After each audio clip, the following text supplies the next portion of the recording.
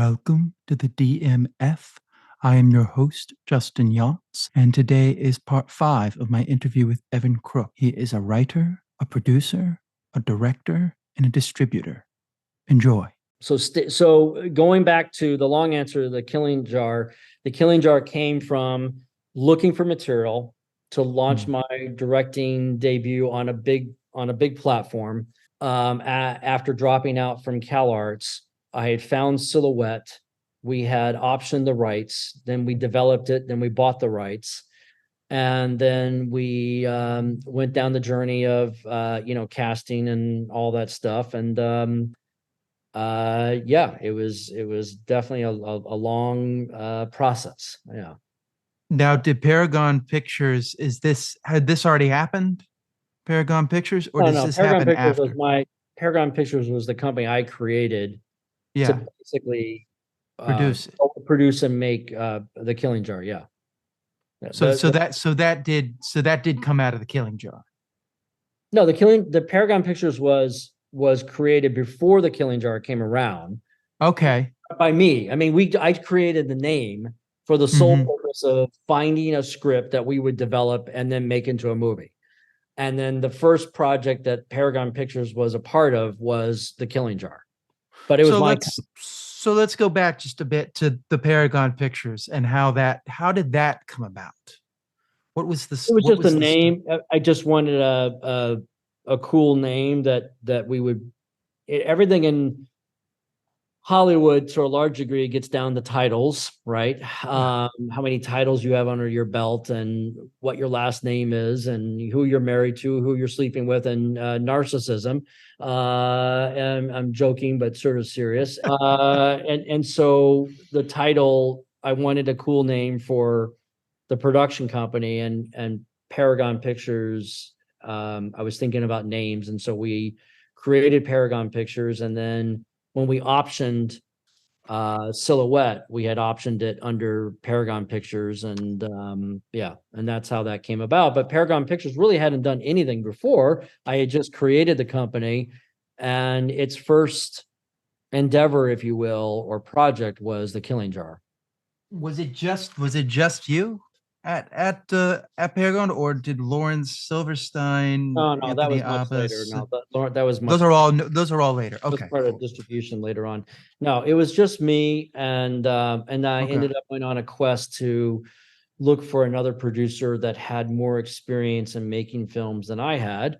And I found Shelley Strong, who basically had been a line producer for about 8 or 9 films. She had never produced a movie. I mean, in other words, fully produced, meaning producer title. Yeah. And I felt, after interviewing her several times, that she was ready to make that jump. And so we originally both had producer credits. I had a full producer credit. She had a full producer credit. But I thought she did such a great job in putting together a good team that I went to her while I was on the set and said to her, as a gift, basically, I was dropping my producer credit. I cared mostly about the directing credit. She didn't ask me to do this. And that I was turning my producer credit into a line producing credit. And but really it was my baby. I had put the package together in the beginning. And then Shelley, as I said, had done a great job in finding the right crew, bringing the right crew together. And she knew the crews because she had been working as a line producer. And a lot of times a line producer will do multiple things. They will make sure that the budgets are correct and tie the budget to the project, and know what each scene is going to cost and so on. But they will also have experience. A good line producer will have good experience with crews and knowing what, DP is good to hire, what gaffer is good to hire, what music person to go after, and so on. And so, but in the beginning, it was just me. And then I started putting together a team. And the first person that I brought onto the team was Shelley. And that ended up working out well. And then we went after, we used Julie, who was at that time in casting. She was at Mike Fenton and Associates casting agency, which was well known and still well known today for a lot of films and movies, and so, I mean, TV shows. and Julie worked with us on trying to get it casted. And we had, we had a lot of actors. We had James Spader, who wanted to do the movie, but it was going to cost us a lot more money. We had Peter Gallagher, who was interested. But we also were very impressed with Brett's performance. We had seen him in Something to Talk About with Julia Roberts, where he played the boyfriend. And we decided to go with Brett as the lead guy. And I had decided early on that I wanted Tamlin to play the female role, because I had seen her in a number of movies such as Come See the Paradise and Four Rooms and so on, and I was always fascinated with her. I met Tamlin at the Beverly Center for lunch, and Tamlin had said to me, we were sitting down at lunch, and she said to me, "You realize that the script calls for a California blue-eyed girl, and I'm not that." And I said, "I'm perfectly aware of that, and I don't care what this casting or the script calls for. I think you're right for the role, so ignore that." And she was delighted. She liked the script, she liked the story, but she was also delighted that I was the first person in her career that was casting her to be something that didn't require her to be Asian. So I did that over 23 years ago or whatever. And it's always about what feels right. It's never about what Hollywood thinks you should do. The moment you start listening to what Hollywood tells you to do, you're in trouble. Listen to what was it? Christian Bale was talking about it. Everybody wanted him not to do American Psycho. They said this is going to ruin your career. And what did it do? It made his career. So nobody knows. Nobody knows. There are not, once again, we get to play with puppets. We should be recognized for our talents, but we're playing with puppets. We are not. I respect our industry. I respect our capabilities, but I have realistic guardrails of understanding our pluses and our limitations as artists. We are not capable of solving starvation. We are not capable of creating a drug that will allow somebody to overcome MS and be able to walk and run. We do not have those type of brains. We are not engineers. We are not doctors. We are not scientists. Those are the real heroes of the world. We are not teachers. Those are brilliant people. Those are people who are actually doing real things every day that changes everyone's life. They are the Elon Musk. They are the Steve Jobs. They are the Bill Gates. They are the Henry Fondas. The Henry this and that. Well, Henry Fonda's a movie, but but they are the real. They are the entrepreneurs. Meant Henry Ford, right? Henry Ford. Yeah, that's what I meant. They are the entrepreneurs that have taken on all kinds of risk, and they have a different wiring in their heads. They really see the world in a very different way. An artist is a very strange creature. We, in many ways, we're if we were put to the task of doing architecture, we were put to the task of doing engineering that would decide if a bridge was going to fail or succeed, or if we were put to the task of coming up with some cure for some terrible disease, we would fail miserably. Yeah. And to be fair, those other types of people would not be very good at dabbling in the artistic side of the gray matter of life, right? So we all serve our own purpose in many ways. And arts are very important, but let's keep perspective. That's important. And so when someone says to me, "This is not how Hollywood does things," then I say, good, that means I'm doing something right, because it's not a business that I don't think it's a business that functions in any sort of normal common sense manner. It's not a business that even runs like a regular business. It's completely backwards and upside down. And it's a business where if your name is Douglas, Fonda, you got a chance. It's a business where success is measured in a very different way.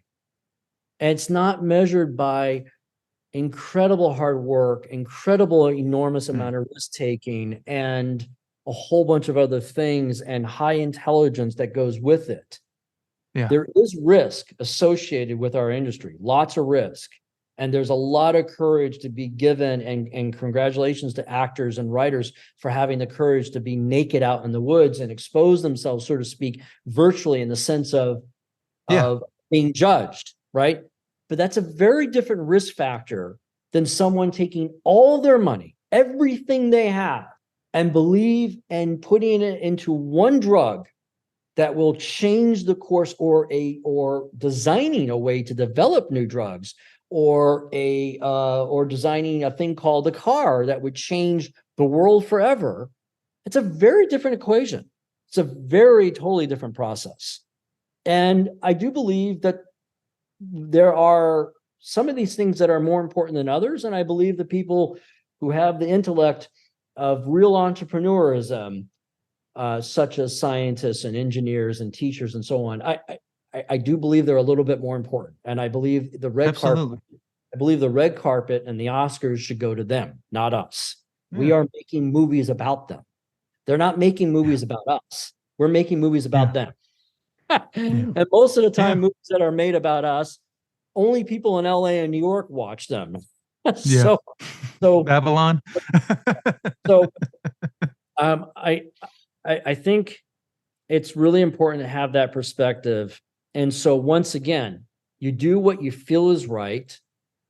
You know, people like Coppola have,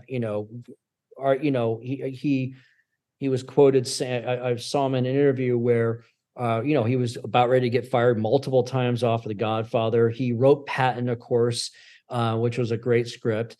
And he fought like hell to keep certain things in Patton. And every time he was being yelled at by the studios and this and that, he realized later on, the more he got older and in touch with his craft, that the things that felt real right, based on real instinct, tied to your heart, you have to take a stand for and fight for. And that's the same. That connection, that little connection, I think is the same for any entrepreneur. There is a real difference between us and entrepreneurs, and there are real similarities between us, meaning artists and entrepreneurs. But a lot of scientific entrepreneurs and other things, they have a different intellect than we have. They also have a different factor of calculating risk. Our idea of calculating risk is very different than theirs. For example, to make a drug can cost you anywhere from $500 million to $1 billion in traditional drug therapy, and takes you 20 to 30 years to do. You don't make a movie for $1 billion, so the risk factors are night and day. So you got to have that vision that, through this $1 billion, this will work, even though it might not work. Right. It just might be, waste money. And most of the people I've met, and yes, you hear about the Whoopi Goldbergs of the world that came to, and you hear about lots of other people, and more credit to them. But most of the people in the film business come from a privileged lifestyle. Most of the people running the film business come from a very privileged lifestyle. They don't come from hard knocks. And sometimes someone like a Brad Pitt will get on a bus and come out to LA and try it and make it. But then they're going to use that story for the end of time so that they can go, see, anyone can do it, type of thing. Most of the time it's manipulation. Most of the time it's a rich woman's business. And so I really caution two things. One, there are no professionals, there are no experts in our industry. Never has been, never will be. Well, it's art. And number two, I caution giving too much credit to anybody in our industry. Listen, take in what people say, and find what works best for ourselves. Remember, each person is creating their own canvas. So if you're creating a canvas, there are no rules to it. You can paint the canvas how you want. That's the Yeah. beauty of art. So if you get a professional expert on how you should paint a canvas, once again, you're doing yourself disservice. You should listen to the pathways and the process of how each person took, and then find what works for you, right? Yeah. There is no experts. There are no experts in our industry. Never have been. There never will. No, So, it's not. It's all about feeling in some ways, feeling right, it out, and right, you know, exactly. it's hard to describe. That's why when that person came up to you and said, "How do I get to be Spielberg and Spike Lee?" Yeah, It's like you're asking a question that one you can't even answer, even if you wanted to. right, This question is invalid. It's right. like Silly question. Yeah. there's so Um, many things right, right, that could contribute to that, and it's like, do you want? What if the filmmaker you become is different than Spielberg and right, Spike Lee? The fact that you're setting your idea like I want to be this exact person, it's almost like you're putting yourself in a box and you're right. limiting yourself to what Exactly. you could do. Exactly. Yeah. So I think, I did the Killing Jar. The Killing Jar was successful. Unfortunately, though, while I was sifting other projects to direct, and had offers actually on the table, I was experiencing, as the years went on, that the distribution side of the business was also very challenging, and that our US distributor basically, just distributors in general, I was not getting the money that I was promised to them. That's a common thing in the Right, business. right. Even Jack So, Nicholson didn't get his money back for right. he had to sue Warner Brothers to get his money. Who was this? Jack Nicholson when he did Oh, Jack. Yeah, Batman yeah, 1989, he yeah, had to. yeah. So I mean, So, it's so I got very annoyed. And one of the things that's a problem in Hollywood is everyone's trying to seek a way of controlling one's career or controlling things in a business that basically isn't an industry that's easy to control. just So out of I control. became so I got into distribution, and took advantage of the collapse of 2008, the financial crisis. And I had started, before that, I started a digital platform called Web Movie Now, which Hmm. was this idea that you would see storyboards and interviews with directors and writers and so on. And this is way before Netflix came out.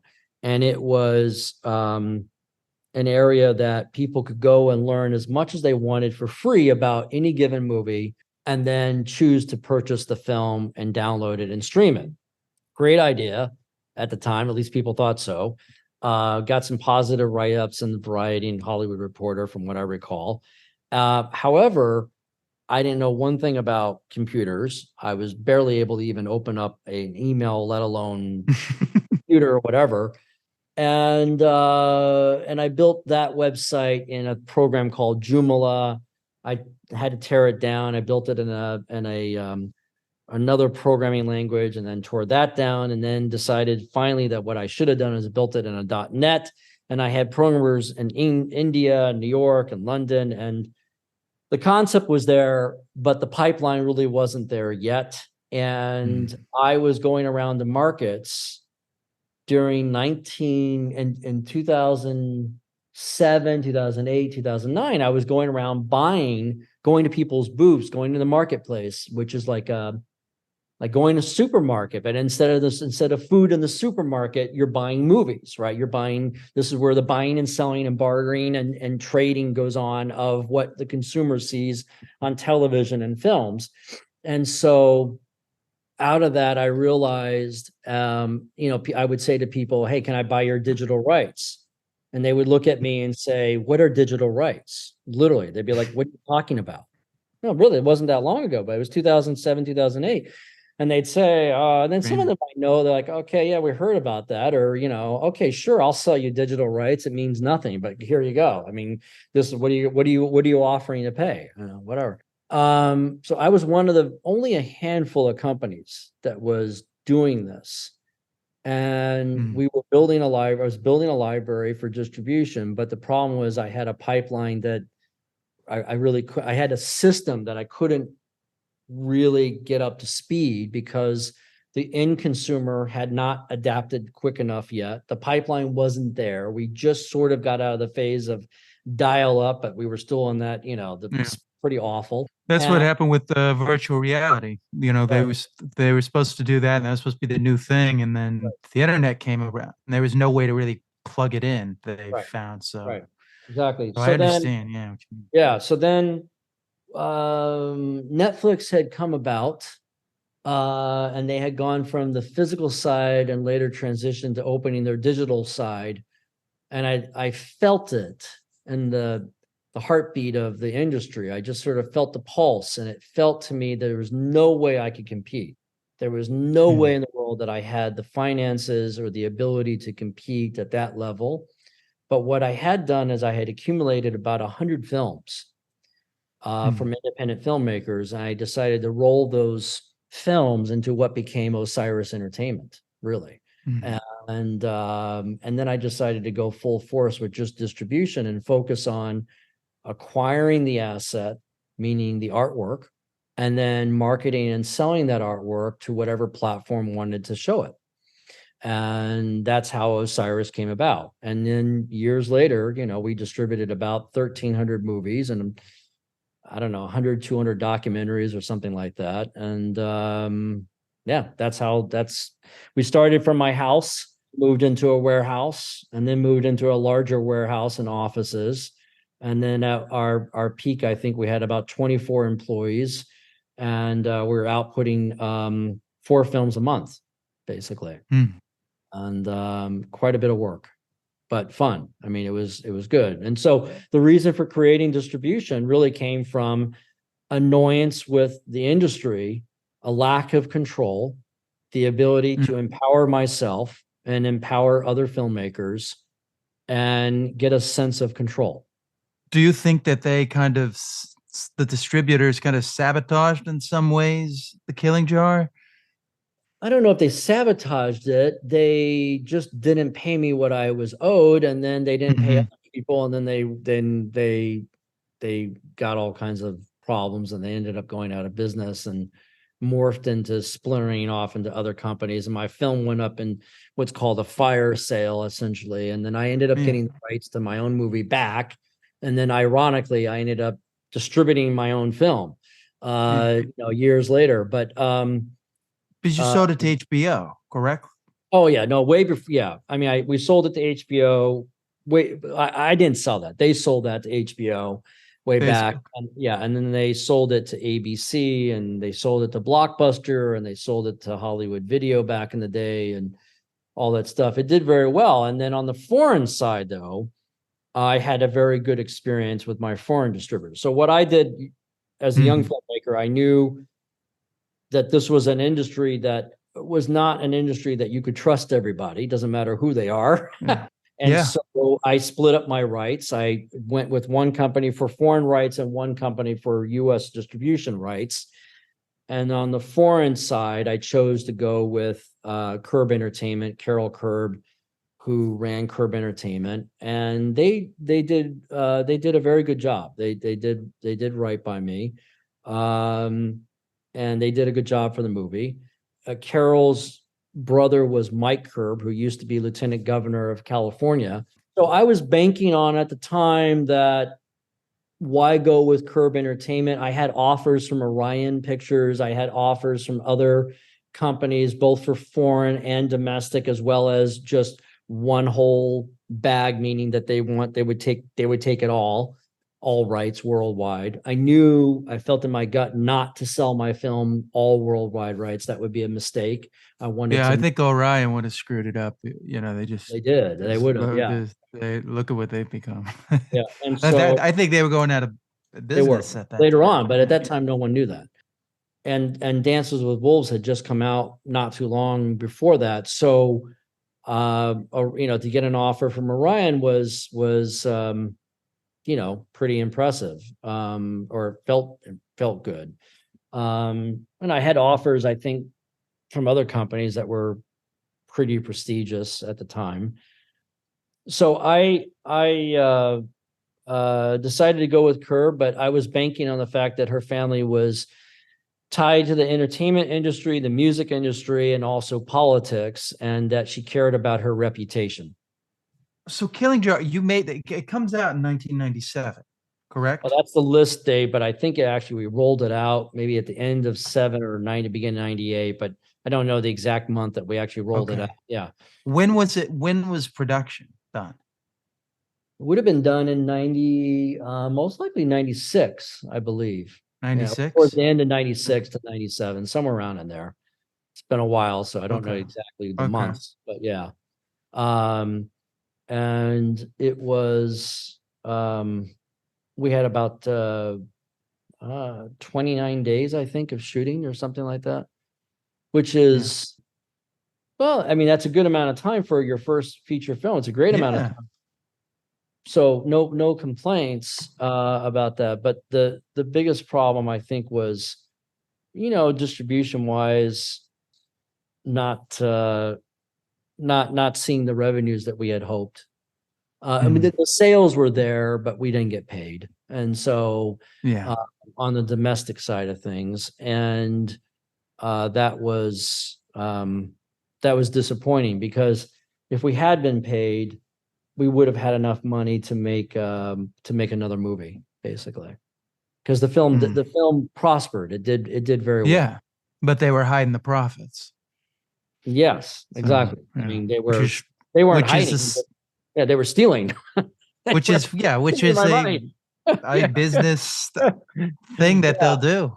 Yeah, they'll think, oh, you don't have the money to sue us, so we'll just keep it. What are you going to do? And that's kind of how they think. A young filmmaker, my career was threatened, and this and that, and many things. And Hollywood is a very, very nasty, ugly place, and there's a lot of power behind the medium. But make no mistake, in the past, it's been a rich man's business and a rich man's playground. I say man because only recently, have things turned for the better, which is that women are involved more and more, which it should have been that way to begin with. But, Hollywood going back has been a ruthless, very, very ruthless, unpleasant industry. Yeah, you have to see through the smiling faces, and there's nothing pretty about it. So, and see what are they actually going to do, and look at their track record. There's two types of people that get in our industry. There are those who get in it because they want to tell a story and they have something passionate to tell.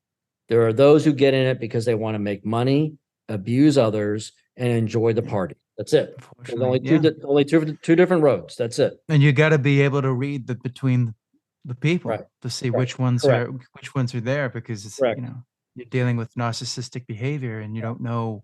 Right. They're just going to tell you whatever you want, Oh, sure. Exactly. So, the Me Too movements with what's his face from Miramax, Harvey Weinstein. Yes, Harvey Weinstein. I mean, the truth is, all that stuff, not at that level probably, but other levels, has been going on for probably 100 years. And the truth is, it's still going on. It's just going on in a softer, different way. So let's talk about some of the mistakes. But it's also important to mention that there are plenty of women that have also abused that situation and have taken full advantage of abusing others, abusing men, casting, abusing women, and where women have also bragged as bragging rights that they have utilized the nastiness of Hollywood to get to where they want to go. So absolutely, I can give you a list. It is not just one-sided.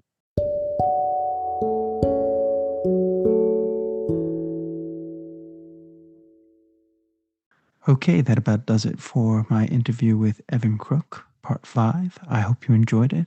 I want to thank him personally for coming on. As always, you can find me at Justin Yachts. Please like, share, and subscribe, and consider checking out the YouTube channel. And I will see you next time on the DMF.